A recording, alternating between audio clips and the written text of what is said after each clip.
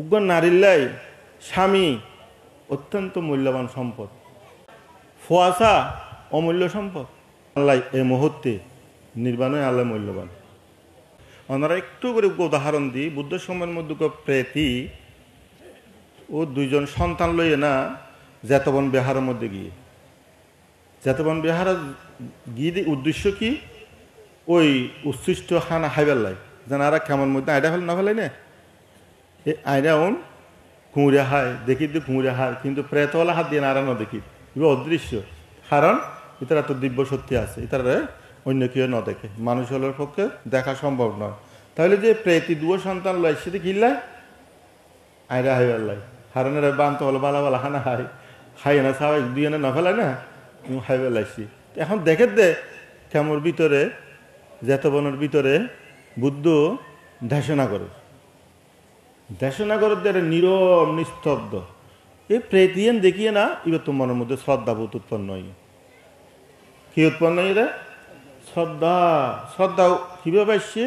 ওর তো চিন্তা করছে দেখি, ওহো আয় তো প্রেতি, আয় গো অপায় সত্য, আর ইয়ান ফাফর ফল শূন্য নাই, যার হারানো হওয়ার নাই, বাড়ি নাই, খানা নাই, দুর্গত জীবন, ইয়ান তো আত্মমুক্তন করবে সংকল্প করি ফেলাই চিত্তের একাগ্রতা আগিয়ে গই।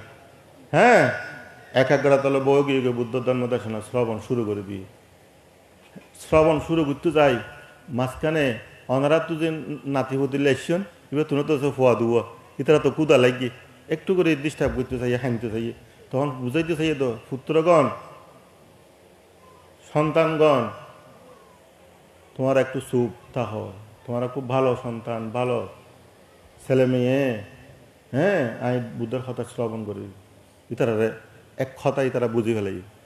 তখন এবার সিদ্ধান্ত নিয়ে দেয় এই মুহূর্তে উগ্র নারীল্লাই স্বামী অত্যন্ত মূল্যবান সম্পদ, ঠিক কিনা?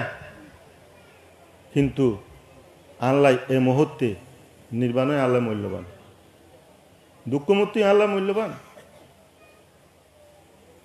মা আল্লাহ ফুয়াশা অমূল্য সম্পদ, কিন্তু তার চেয়ে নির্বাণ দুঃখমুক্তি স্কন্ধ থেকে মুক্তি আরো বেশি গুরুত্বপূর্ণ। এই সিদ্ধান্ত গ্রহণ করি, একাগ্রতা আনি, বুদ্ধ ধর্ম দর্শনের শ্রবণের পাশাপাশি বিপস্থানার মধ্যে যাই, অনিত্য দুঃখ অনাত্মা জ্ঞান উৎপন্ন করি। এই বৈঠকের মধ্যেই শ্রোতাপন্ন ফলে প্রতিষ্ঠিত